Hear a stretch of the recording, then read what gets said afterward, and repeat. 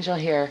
Thanks for stopping by. I'm in the Head Hutt pondering the next phase of construction and pondering the locking in of my floor down there, if you can see it very well. But anyway, I worked on it some yesterday after a long delay, and I had hopes of getting to it today, but it's already getting a little dark in here, as you can see, and although I could get some lighting in here, I have a lot of other stuff I should be doing in the home office, so I'm just enjoying a few moments before sunset outside and thinking about exactly that, how there's not one way to do things, how important it is to not stress. So, it's one thing when things don't go according to plan, and it's a whole other thing when then we spend a lot of energy and time stressing over that. And just last night I was talking to a good friend of mine who's not sleeping very well, and he's wanting to lose weight and feels like he can't lose weight because he's not sleeping enough, and just feeling really stressed when he wakes up because he knows he hasn't gotten enough sleep. And as I have reflected on before, I was reflecting again on how I think that's one of the biggest hindrances that we face is the stress that we put on ourselves after the whatever it is. So for example, not getting enough sleep is one thing, but then stressing over not getting enough sleep is a whole nother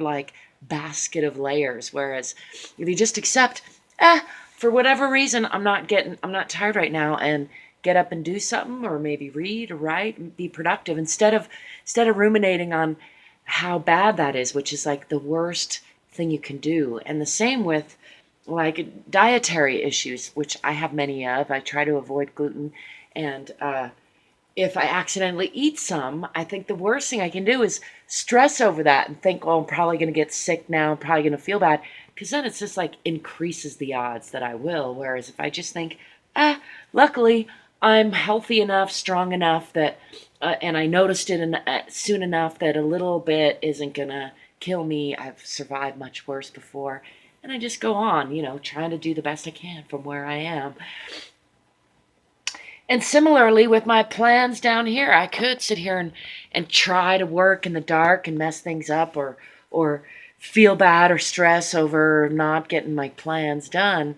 But instead, I'm just going to enjoy a few minutes, 10 minutes out here, talking to you, reflecting on my plans for the rest of the week, and I'm going to go inside and be productive. I already walked my dog. Actually, that reminds me, I'm going to clean the yard up a little bit first, then I'm going to go inside and take care of business.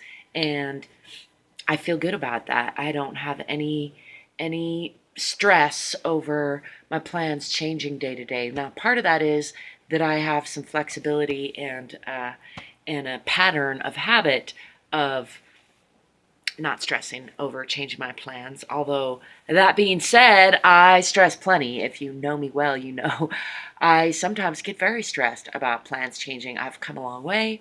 I try to practice not being stressed.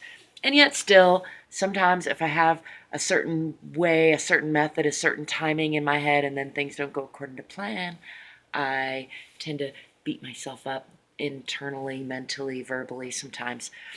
Others have noticed and pointed out to me, and I acknowledge that's true. So that's something I'm working on, and something I will continue to get better with. Not beating myself up, not stressing when plans change, when things don't go according to plan.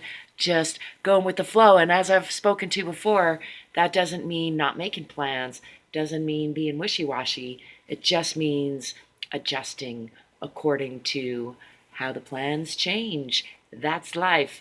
That's my 2 cents. Till next time, peace, prosperity, possibilities, positivity, and potential.